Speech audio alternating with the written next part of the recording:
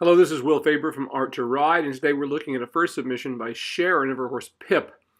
Pip is evidently a 13-year-old Arab Welsh cross, and that's basically all that she says about him here. So getting off to a start here on the lunge line, you're not doing too badly. You could have a little more swing, be stretching a little more. Now I really would suggest that you start trying to do some of the work in hand work, which you don't really do on here, but we'll take it from where we go. But if you could do a little work in hand before you start doing the lunging to get the horse working over its back and stretching before you work on the lunge line, would be a better way to go generally. So basically what I'm seeing here, you're not getting anything bad here. It's pretty good. I mean, stretching down, but what you're not getting is enough rhythm in the walk. So what you'd really need to be is much closer to the horse there a little bit and just try to encourage a longer, more active walk. Now, you're starting to stretch pretty well at times, like that, and you're getting a little more active walk here, so that's a good sign.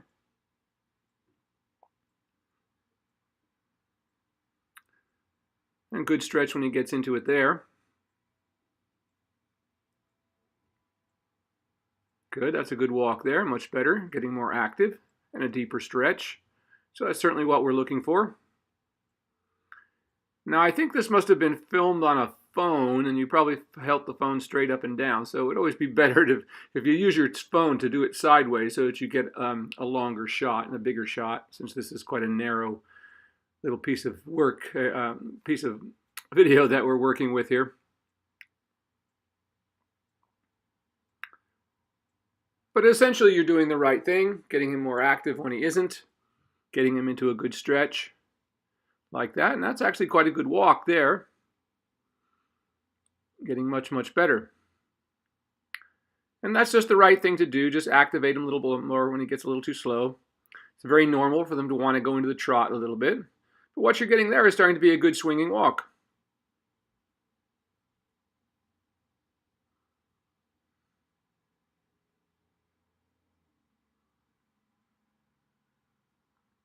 Not bad. Probably to slow down a bit. Once again, where you'd like to stay a little closer to the horse so that you can keep him more active. We want to stay, generally speaking, within the whip length, so to speak, if we have a good lunge whip with a good long lash on it, so that we can touch the horse occasionally when we need to.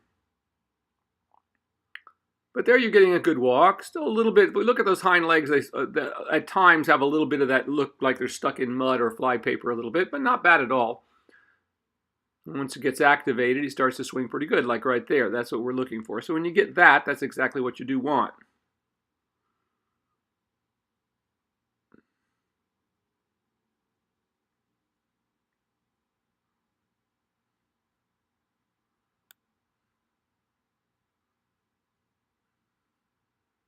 And there we just want to get a little bit deeper. So you'd want to ask for just a little more activity like you're getting there. He stretches almost all the way down to the ground. There's no such thing as stretching too deep. Just always remember that. Some horses will stretch way deep when they first start stretching. And that's usually because they have no top line at all. Now this horse doesn't look too badly here, starting off. So not totally sway back like some of the ones that we see starting out here. And he's stretching the neck out pretty nicely and getting a pretty good active walk. So everything you're doing there is quite good. And just try to keep that activity all the time. When he gets that little deeper stretch. The hard times is sometimes they want to stretch down, as he wants to do, and then he kind of wants to stop going. So the hard part is to get the stretch and get the activity at the same time.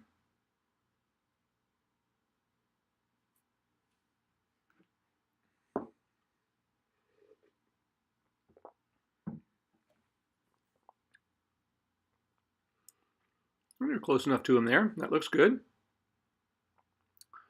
Now looking at this horse, he's fairly straight behind, meaning he isn't built with a natural huge amount of flexion in his hocks, which just means that we have to emphasize the stretch even more, because when horses are straight behind, we really have to get them working over their backs in order to get them to use their hocks.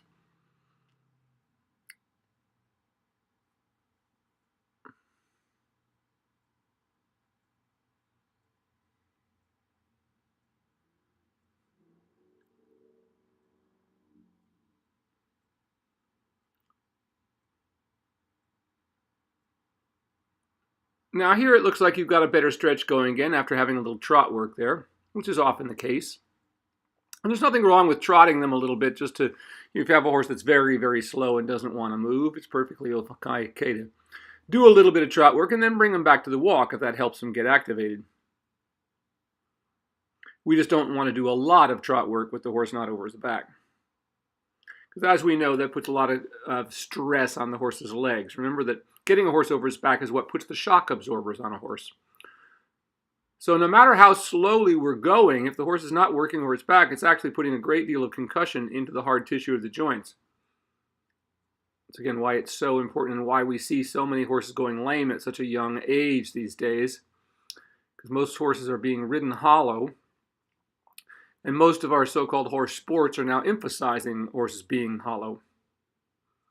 So we've moved so far away from correct work, and that's why we're seeing all these horses and people getting injured so much. We just had another international jumper rider killed last week in France. And that's why it's happening. People are riding horses that are hollow down to fences, often stressing them out about the jumping so that they're afraid not to jump. And this is what always happens. The horses today jump so well. But when they don't, and you have a horse that's been basically forced to jump, someday they will jump a fence they shouldn't jump because they think they're going to get beat up for not doing so. And they end up flipping over on top of the person. And that's exactly what's leading to all these deaths in the jumper world today. More than we've ever seen. So now getting into a trot here. It's just like the walk work. He's leaving it a little less consistent in the trot. But just like the walk work, he's going a lot of up and down work, but at least he's going up and down. So you're getting some good moments when the horse is stretching a little bit. So that's what we want to see as we try to get him more active. Always looking at those diagonal pairs there at the horse's trots. Studying the diagonal pairs and being sure they're trotting on exactly the same length of stride, so to speak. Because of course that's what damages the horse's legs so much. Once they start doing upper level dressage, if they don't come through behind, as we see so many phony dressage horses doing today, they throw the front legs out from the shoulders. Well, that just completely destroys all the joints in the horse's legs.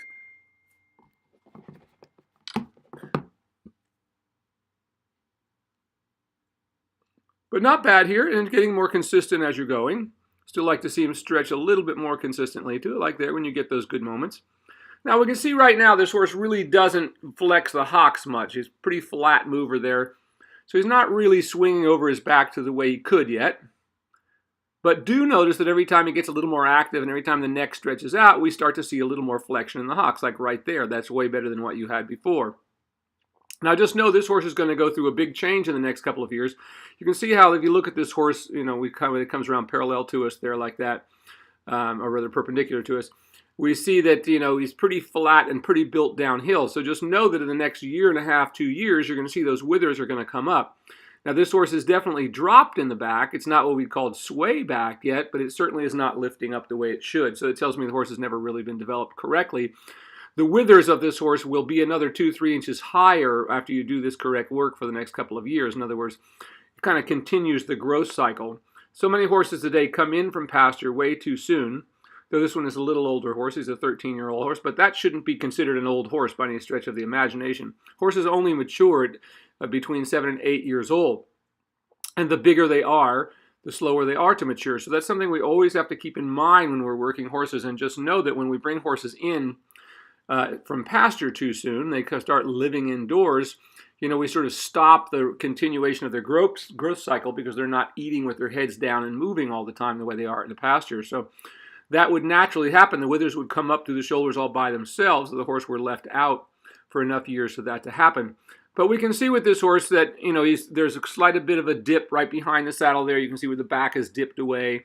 So the withers have never really gone through the change that they need to go through through the correct work over time, which is getting the horse to stretch. And the withers will actually pull up through those shoulders, and that dip that you now see at the base of the withers will be gone. And this horse will look much bigger.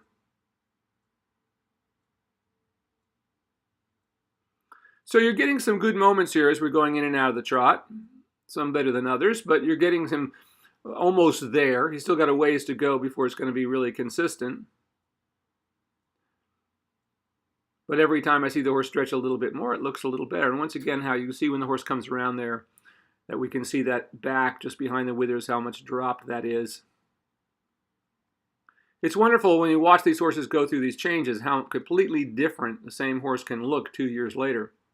As I say, just looking at this horse from afar here, you see how it still looks, it looks rather immature and like it's built rather downhill. That will all change over the next year and a half or so, as I'm saying. Now that's getting a little better swing in the walk there when you come back after that trot work.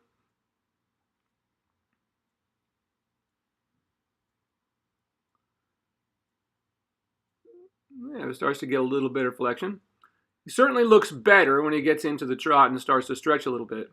Now your canter there is just kind of flat. It's not a terrible canter, but it isn't a canter you'd want to do a lot of. The horse's neck is too high. It's just kind of bracing against his front legs. So once again, like the trot work when you're walking, it's okay to do a little bit of that and get a little more activity, but bring the horse right back to the trot till the horse gets a little more consistently over its back. As you can kind of see when you go back and watch that little canter again, when horses canter and they're you know, this horse is not sway backed in the canter, but it's also just not completely connecting over its back. So when they have their head up in the air, you kind of look at how they kind of brace against the front legs as they canter there, as the head comes up, whereas the horse should stay in that long frame over the neck and back, so the back rather can come up and complete the stride. Better walk though. So remember also, we're always working towards the big picture. So, you know, while you might not have a great trot or great canter today, you're starting to get a good walk. And so that's what always comes first. Your walk is going to be good before the rest.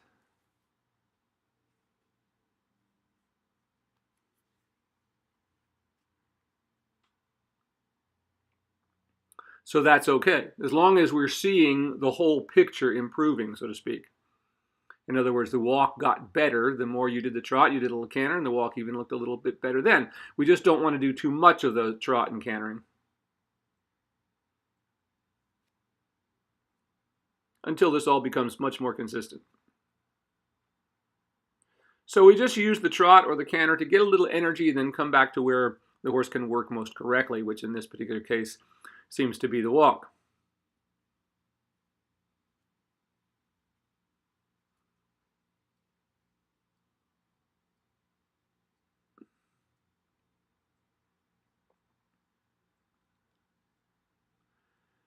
Now, if you can try to work out the work in hand work, it will also help your lunging here a great deal, because you get the horse really stretching before you put it out on the lunge line, and then the horse really knows what it is you want also. Then we avoid so much of what we're seeing here, which is this kind of the horse trotting around.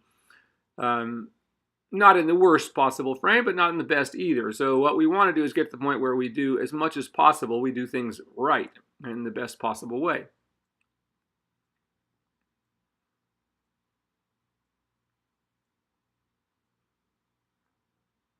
So it gets better as it starts to swing. It's so interesting to watch the horse, and you can even watch when she pulls her head really high there.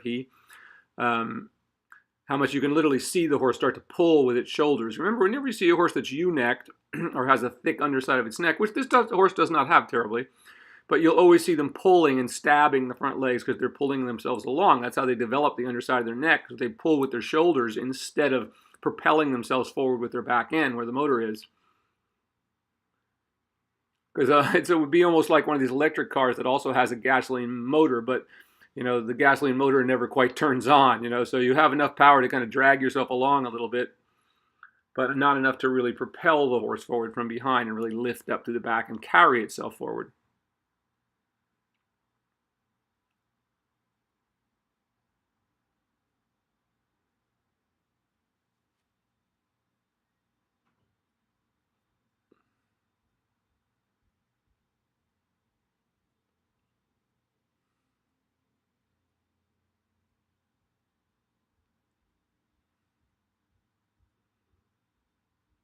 So starting to get a better walk here again as we start to get ourselves back into the work here a little bit. Still not quite getting that optimal walk that I would like to have, but you're certainly getting closer to it. And once again, just know that this is going to come over time. So if you get a good improved walk, and that's starting to look pretty good there. Now she's starting to swing a little more. And now the back end doesn't look like it's so stuck in mud there, as she keeps that more consistent stretch into it. Look how much more rhythmic the hind leg steps are.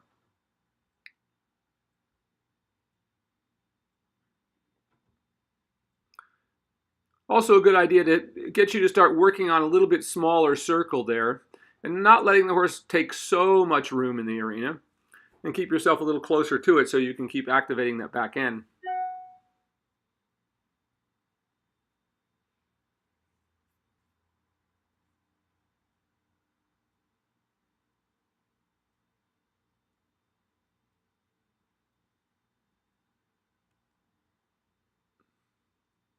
Yeah, the walk starts to look a little better there, starts to get a little deeper stretched.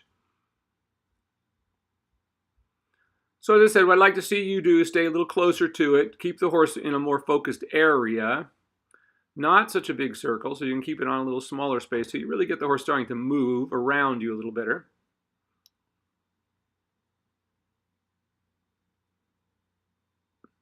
So you see the trot you're doing here is just kind of flat and disengaged. Nothing to really recommend it here, and not really where you want to be. You can see how the strides are just very kind of quick. As she starts to put her head down a little bit.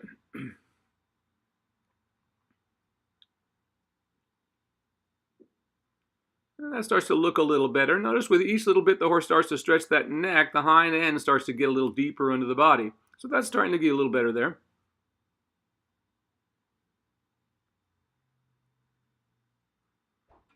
Once again, we'd still like to see this horse get quite a bit deeper in the stretch and stay there consistently. But just keep noticing what happens as the horse puts its head down. Notice that the horse, like right there, coming around there, starts to track just a little bit deeper. Head comes up and the back end falls out behind it again. So maybe push for just a little bit more energy here in the trot and see if you can activate the horse and get it to move forward. Now remember, by forward, we mean to engage forward into the body. Sometimes we have to get the horse a little activated first, a little active before it becomes forward. And that's looking better there. Yeah, it's getting a little bit more consistent there. So it needs to be stretched a little bit more, but that's coming much better there. Notice that the more the horse stretches in front and gets deeper, the better the back end looks and the more consistent it looks, like that. I look forward to seeing this horse in a year or so, and those withers really start to pull up. This will be a very different looking horse. And good thing you started this work now, because you can see in silhouette there, and we see the back, this horse's back has started to drop.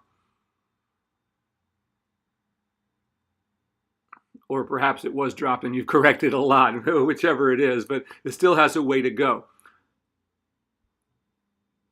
So good work here. You're getting a good start on all of this. We just need to get it all to be a little more consistent, but notice once again the walk you have at the end. If the walk is good at the end, then you're on the right track. So once again, the walk is always going to try to improve that walk. The walk is going to get better, then the trot's going to get better, and ultimately the canter is going to get there too. But just remember not to do too much of those two gaits until we get the walk right. Then you can start to do more trot work. And when you can get, 10 or 15 minutes of consistent trot work in a stretch, with the horse really swinging over the back, then your canter will start to improve. So good work for your first attempt at this. See, once again here, this cantering, see how the horse is kind of bracing against its front legs there. It's not really swinging over its back. So that kind of canter, even though it doesn't look like it has that big a deal, it has a lot of impact on the front legs. That the horse is basically bracing into the front legs with each stride instead of swinging over the back to complete the stride. But just doing that little bit of canter gets you a little bit of trot, and that's what you want to do, just a little bit at a time, and then come back to that, and that looks pretty good by the end. So great work for your first attempt at this. I look forward to seeing you continue. This is Will Faerber from Art to Ride. Try to turn your camera the other way next time if you're going to use the phone camera. That will help and get us a little bigger picture. And back to a pretty good stretch there in the walk. So keep up the great work, and I look forward to seeing your next video. Hopefully he'll be a little more consistent by then, and we'll be able to see a little more activated trot. There, it starts to get good there in the walk. So once again, if you're ending with a good walk, it's good enough for today.